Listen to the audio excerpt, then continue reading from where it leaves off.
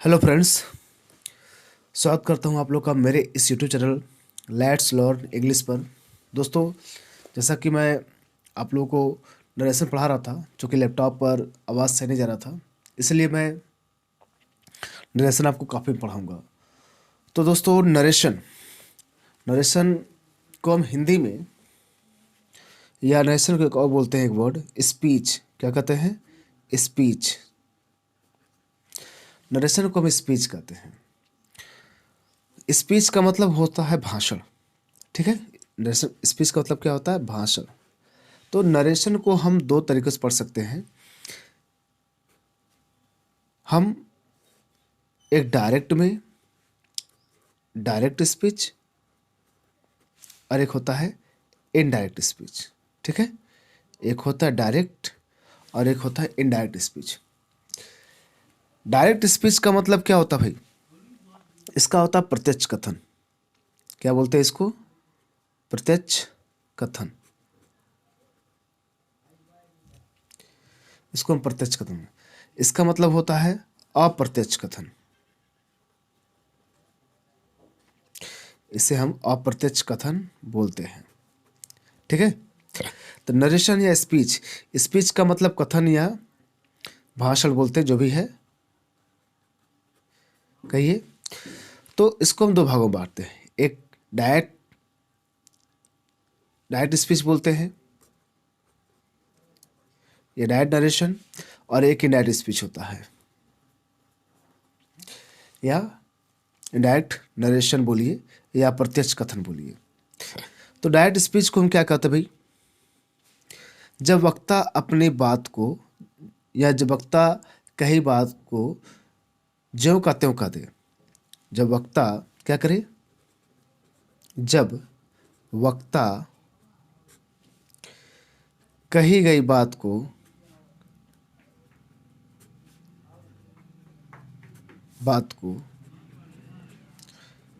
ज्यों का त्यों कह दे। क्या कह दे? ज्यों का त्यों कहे। जब वक्ता कही गई बात को ज्यों का त्यों कहे तो उसे हम क्या कहते हैं? डायरेक्ट स्पीच कहते हैं।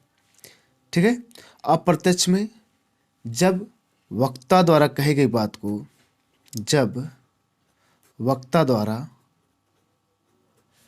कही गई बात को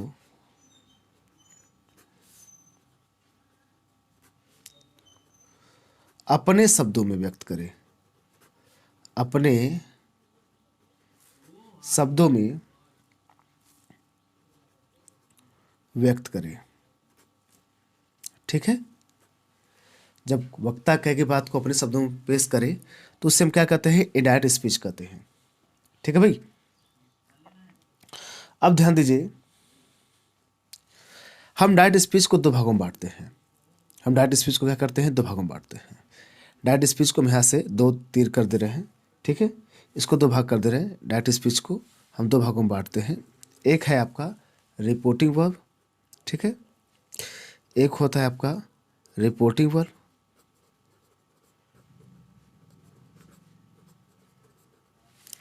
एक है आपका रिपोर्टेड स्पीच। ठीक है, रिपोर्टिंग वर्ब, दूसरा क्या है आपका? Reported speech. ठीक है, यानी रिपोर्टेड स्पीच किसे कहते हैं? किसे कहते हैं? जिस क्रिया की सहायता से वक्ता अपनी बात कहे। क्या कहेंगे?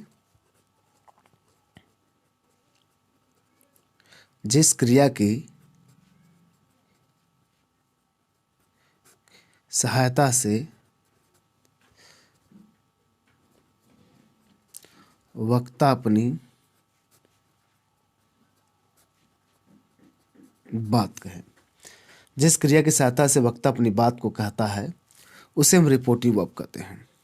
ठीक है, इसके अंत में क्या लगा होता है? कॉमा लगाता है, यानी इसके अंत में कॉमा लगा होता है। ठीक है भाई, इसके अंत में क्या लगा होता है? कॉमा लगा होता है। और एक होता है रिपोर्ट स्पीच। रिपोर्ट स्पीच क्या होता है? वक्ता जो भी बात कहे उसे रिपोर्टेड स्पीच कहते हैं। यानी वक्ता जो भी बात कहे उसे रिपोर्टेड स्पीच कहते हैं। वक्ता जो भी बात कहता है उसे हम क्या कहते हैं? रिपोर्टेड स्पीच कहते हैं। ठीक है दोस्तों, कहते हैं आप लोग चाहे तो इससे डायरेक्ट नोट्स बना सकते हैं। नोट्स बना के पढ़िए, क्या क्या होता है नरेशन में पूरी बात पढ़ाऊंगा आप लोग को। ठीक है, तो वक्ता जो भी कहे इसे क्या कहते हैं?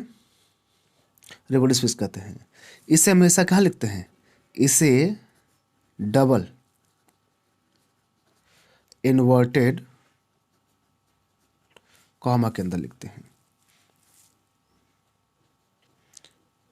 इसको हम डबल इन्वर्टेड कॉमा ऐसे होता है ना, इसके अंदर लिखते हैं।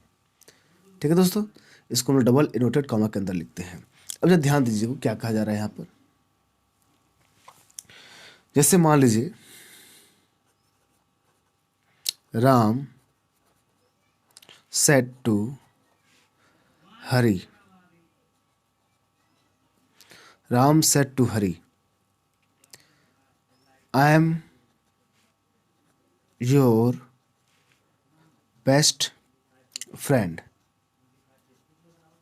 ठीक है, Ram said to Hari I am your best friend. Ram ने कहा मैं तुम्हारा बेस्ट फ्रेंड हूँ। तो राम ने कहा, तो ये कहने वाला काम जो है, राम ने कहने सेट का प्रयोग रवि के लिए किया, हरि के लिए किया, क्योंकि राम ने ही रवि से कहा। तो ये आपको ये बाहर वाला जो है, बाहर वाला पोर्शन है जिसमें जिस क्रिया की सहायता से राम यानी वक्ता जो है कह रहा है अपनी बात को, इस बाहर वाले भाग को हम क्या कहते हैं? रिपोर्टिंग वर्ब कहते हैं। इस बाहर वाले भाग को हम क्या कहते हैं? रिपोर्टिंग वर्ब कहते हैं। अब वक्ता जो भी बात कहता है उसे हम डबल इन्वर्टेड कॉमा के अंदर लिखे ना, इसे रिपोर्टेड स्पीच कहते हैं। इसे हम क्या कहते हैं? रिपोर्टेड स्पीच कहते हैं।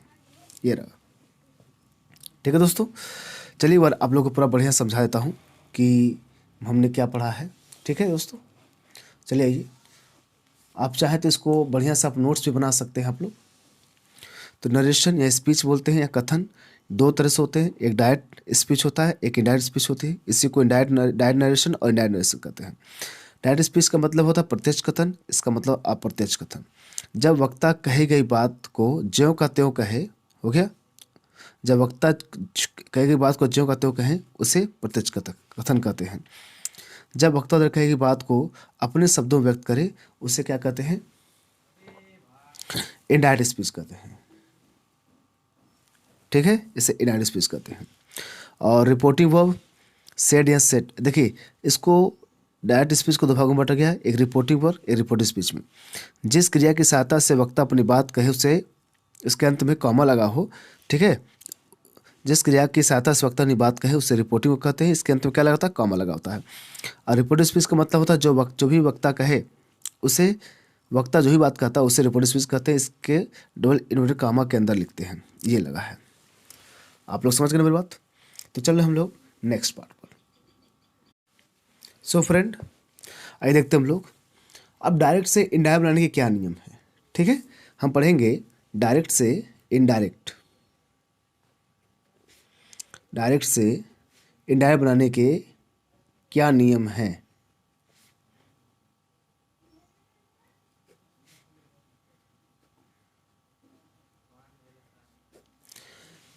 एक सेकंड, थोड़ा ऐसे हो गया, मैं सही कर दूं। डायरेक्ट से इनडायरेक्ट बनाने के नियम।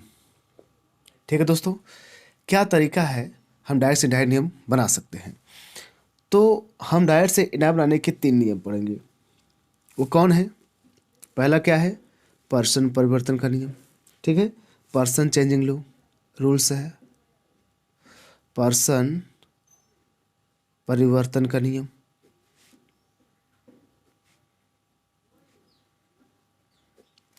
दूसरा क्या भाई? टेंस परिवर्तन का नियम।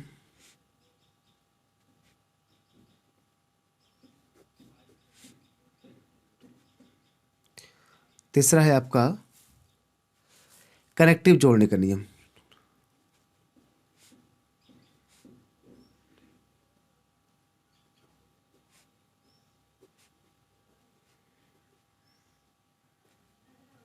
ठीक है,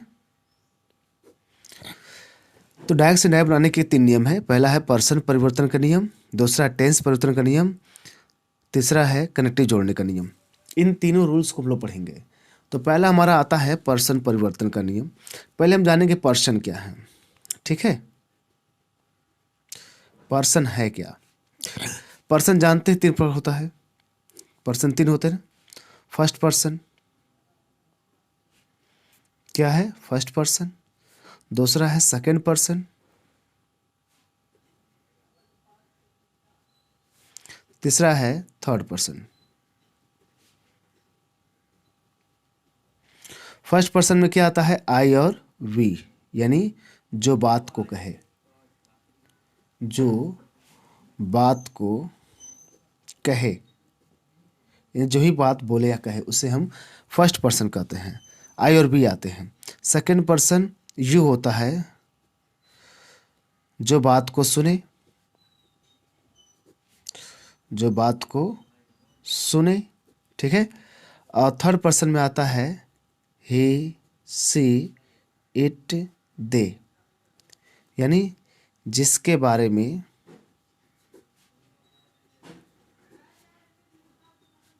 बात कही गई हो या कही जाती है, जिसके बारे में बात कही जाती है उसे हम क्या कहते हैं भाई, थर्ड पर्सन। ठीक है दोस्तों, ये रहा। तो first person, second person, third person. तो आपको बता दें कि फर्स्ट पर्सन आई भी, जो बात कहे, सेकंड पर्सन यू, जो बात सुने, और थर्ड पर्सन में ही, सी, इट, दे, जिसके बारे में बात कही जाती है। ठीक है दोस्तों, ये रहा आपके पर्सन। अब देखिए भाई, इसको जानना बहुत जरूरी है, क्योंकि अगर जब नहीं जान सकते हैं तो आपको बहुत दिक्कत होगा। कौन फर्स्ट पर्सन क्यों सेकंड पर्सन, क्योंकि जब हम डायरेक्ट से डायरेक्ट चेंज करेंगे तो आपको पता करना होगा कि कौन सा फॉर्म किस में आएगा, कौन सा पर्सन किस में है, सेकंड पर्सन, क्योंकि वहाँ पर रूल होता है SON, SON 1 2 3, यानी फर्स्ट पर्सन सब्जेक्ट के अनुसार। और ये सब्जेक्ट किसका होगा, रिपोर्टिव वर्ब, मतलब जो बाहर लिखा हुआ था उसके फर्स्ट पर्सन होगा। तो अब सेकंड, फर्स्ट पर्सन नहीं जानते हैं, सेकंड पर्सन नहीं जानते हैं, थर्ड पर्सन नहीं जानते हैं, तो कैसे काम चलेगा, बहुत दिक्कत होगी। इसलिए आपको जानना होगा फर्स्ट पर्सन कौन है, सेकंड पर्सन कौन है, थर्ड पर्सन है। तो दोस्तों मैं अभी इससे वीडियो रोक रहा हूँ, अगले वाले पार्ट में आपको पूरी बात बताऊँगा। ठीक है, पूरी बात मतलब इसका नेक्स्ट वाला भाग बताऊँगा।